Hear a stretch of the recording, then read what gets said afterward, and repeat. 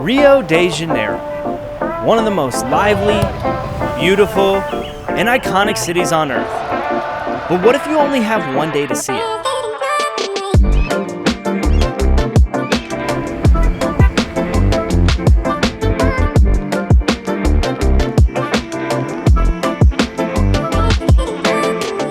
Today, I'm taking you through the ultimate 24-hour Rio itinerary, hitting iconic landmarks, legendary beaches, jaw-dropping viewpoints, and some of the city's most colorful streets. Welcome to Rio.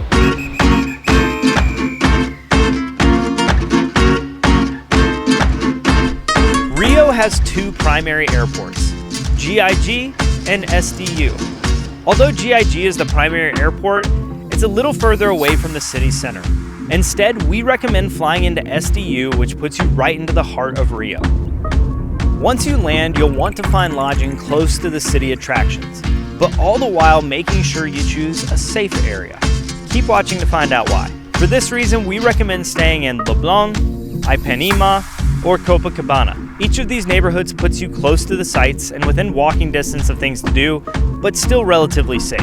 If you want to know exactly where we stayed on our trip, check out the detailed travel guide that I'll link in the description of this video. Now for what to do.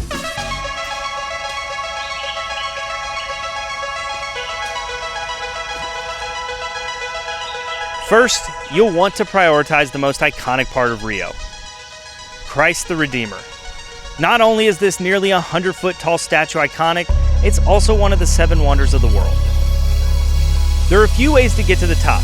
You can hike, hire a private van, or go by train. If you only have a short amount of time to see Christ the Redeemer, we recommend doing the van or train. We chose the scenic Copacabana train to the top. It's easy access from the city and includes your admissions fee. If you'd like to get the exact prices, check out the travel guide in the description. And once you get to the top, you'll be greeted with this view. It's pretty big. Christ the Redeemer with hundreds of your closest friends. I recommend getting the first train ticket up to avoid some of the crowds, but even if you do, still be prepared to just take a selfie with a ton of other people in it. Next, if you have time, head to the Celeron Steps, which are these famous, super colorful tiles covering a staircase. It's considered a living art piece and one of the best in Rio, and provides a great photo op. We didn't get a chance to see the stairs on our trip, but check out this AI footage of me at the stairs. And after all that hiking, you're gonna wanna relax a little bit Rio style at one of the world famous Copacabana and Ipanema beaches.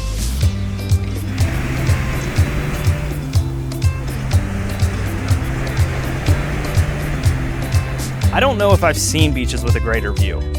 Grab a coconut water, hop in the ocean if you dare, or just kick back and enjoy some great people watching. Copacabana in particular is so lively with all kinds of street vendors, surfers, people exercising, and this.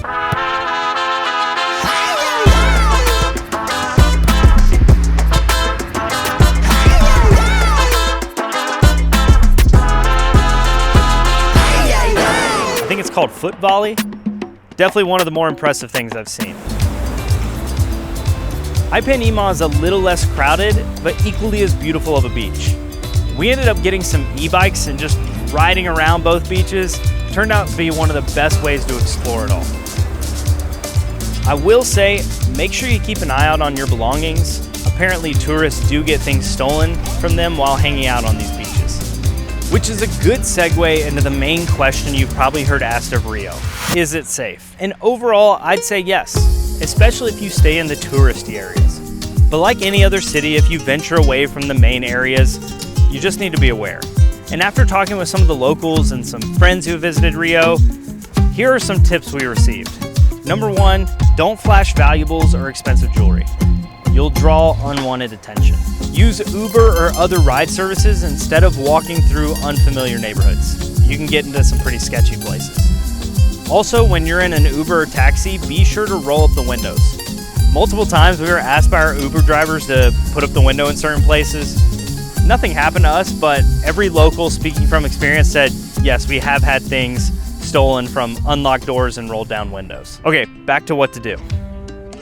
In my opinion, one of the best things to do in Rio is take the cable car up Sugarloaf Mountain. We recommend booking your ticket beforehand and do it about an hour before sunset. The cable car first takes you to Morro de Urca, which gives you a view of the coastline, bay, and mountains. And if you're lucky, you may even see one of these little guys. You then take a second cable car to the top of Sugarloaf Mountain, which provides the absolute best view of Rio. And as the sun starts to set, everything turns gold. Rio actually starts to look like a painting.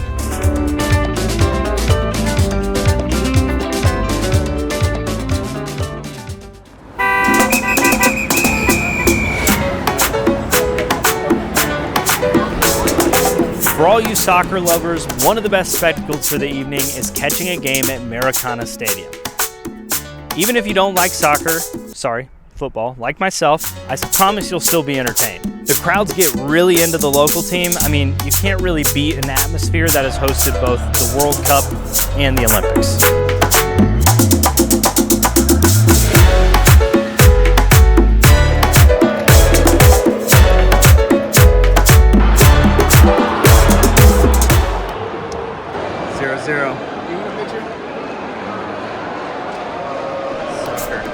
Just know that it is really hard to buy tickets as a foreigner, so you either have a local friend purchase them for you, or you need to go through one of the tour agencies. Again, if you'd like tips on how to book these tickets, check out the detailed guide in the description. Brazil McDonald's.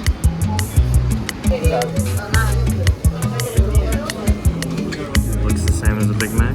Does it taste the same? As a Big Mac. All right, and don't sleep on the food in Brazil.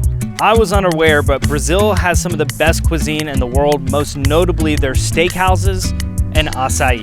And if you want to learn more about the Brazilian steakhouse experience, check out my next Brazil video, which I'll be posting. I'll be sure to link it when it goes live. But let's just say the acai, I think I had one every day, if not two some days. It's especially good once you travel closer to the Amazon. But again, you'll have to watch the other video when it goes live to learn about acai and the rest that Brazil has to offer.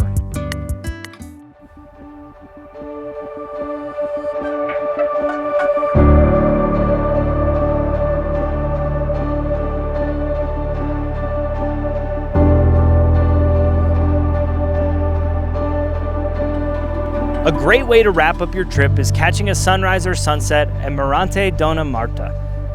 I'm sure that's not the pronunciation, but it's this really cool lookout spot over Rio, and the best part, it's free. I showed up about an hour before sunrise and it was already fairly crowded, but I did manage to sneak a spot in time to capture this.